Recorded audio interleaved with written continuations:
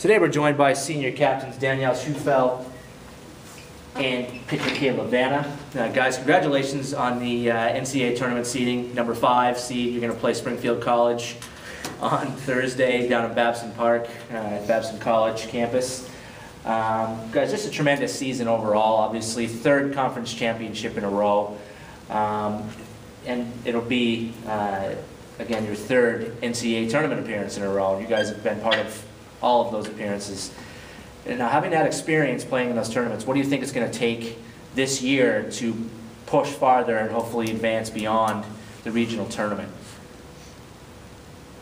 Well, I think that like every year you learn more things and like about your team, and like we pretty much have the same team as we have the past 3 years. I mean, we have the same infield, if not it's stronger. We have the same outfield, if not it's the same, and like the same hitting lineup. I think like all around we're a much like stronger team. We don't always count on one person to do it all. Like everyone can do something, everyone can come up with big hits, and everyone hasn't like proved that over this season. So I think that we have a lot better chance of going further this year than we did last year or the year before. So. Our defense through the GNAC championship was flawless, so if we just keep that up, I don't really think we're going to have a problem down there.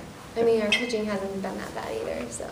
Yeah, pitching and defense have really been, hitting has always been a staple of this program, but pitching and defense have certainly been a huge part of this season's success.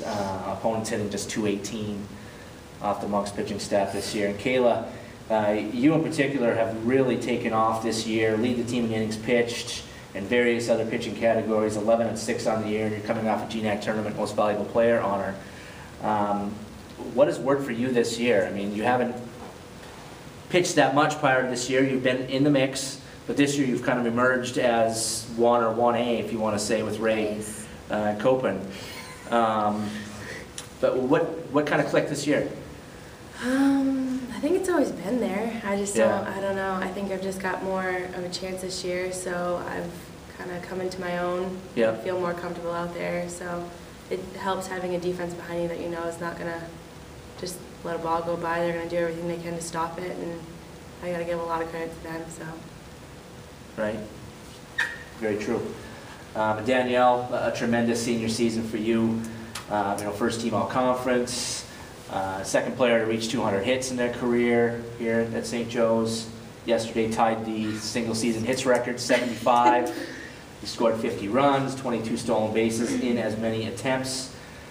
This year has just been a tremendous season, and you're looking to cap it off, obviously, with even bigger accolades for the team.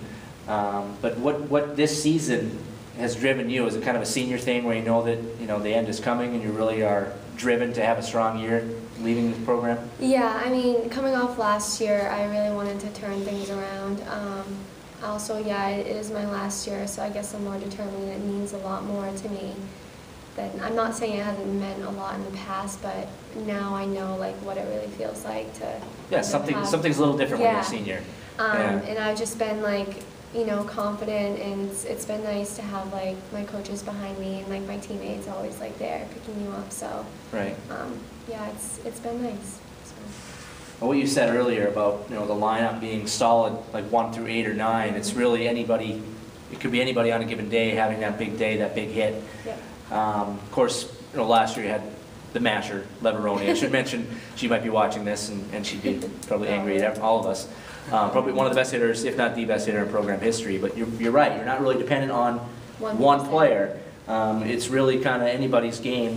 So what is the mentality? Is it just who's it going to be today? Who's going to take that starring role? Right. I mean, we all have like roles as like our batters. Like me, like I'm supposed to like lead off, like get a slap hitter or Two, like Connie's supposed to move me. She does a very good job at that, and like Lindsay's. Right. Teresa, all supposed to like driving runs and just keep it going, and our bottom has been doing really good too as well. So it also is like when one person starts it, it just keeps going. Yeah, it's like a bomb goes off and you just like can't stop it because it might take us a while sometimes, or sometimes it starts and then it like fizzes out, but it always happens. So. But talk a little bit about winning that 3rd consecutive GNAC championship, which is not an easy feat. To repeat number 1 and then to win 3 in a row is even more difficult. What was your mentality going into this year? I mean, it looked pretty easy. Yeah, I mean, it really did. Not the first time. The pitching staff didn't allow a run, and then the championship game had 0 drama. You guys scored 8 runs in the first inning, and that was it. A 5-inning mercy rule win in the championship game. But I mean, what was that whole experience like for you guys winning that 3rd consecutive crown?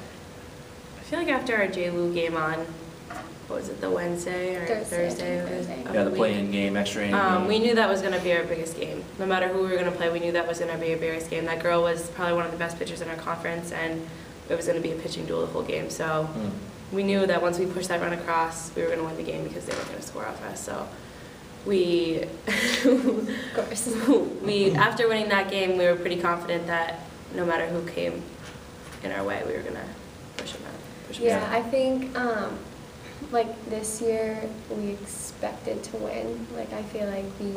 Yeah, like confidence. Like we were pretty confident. At least I was that we were gonna win. So I mean, I guess it felt a lot different than the past 2 years. Like I don't know. So I don't know, losing some games during the year I think actually helped us in the long run. Yeah, as weird as that sounds. Like we're not used to splitting with as many teams as we did this year, but I feel like it gave us that like wake up call that like people are out there to get us and they're going to give us our best every time. So now, some coaches would say that having a team that doesn't go through any adversity during the season doesn't know how to handle it at the end of the year. You think that's something that could help you this year? Yeah, I think that definitely helped us. I feel like we just progressed throughout the year because Florida we had a couple rough games and it's nice to get those out of the way early, and then throughout the season we had scattered little losses that didn't really by 1 run. Yeah, just.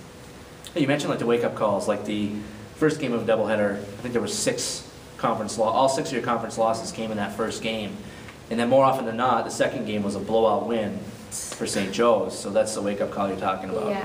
Yeah. Now last year in the NCAA tournament, it was 2 tough losses. Win a barbecue. And yeah, you said it, I didn't. That extra inning loss to Keokuk kind of ended it was really a strange ending to that game. It's like no one knew that it was over. But what was that like, and how does that make you more hungry for this year? I feel like we were going in it with a different mindset this year. Definitely. Especially us seniors. This is it. So, I mean, I wouldn't mind hanging around for a couple more weeks. I don't know about you, but same. I'd rather win a World Series and go home and work. That's true. Not only that, but like I feel like the underclassmen also like feel the same way that we that us seniors do. That this chance doesn't come like to everyone. No, it's easy to take for granted when you win several in a row. Yes, we have won 3 in a row, but like I feel like this year it's going to be different. I feel like last year we kind of took it for granted a little bit when we went down there, so we're not going to do it this year. You guys always seem to be having fun. You have the dugout chants, you have the music before games, you're always dancing and singing, and what is that team chemistry all about? Where does that start? Starts with Kayla.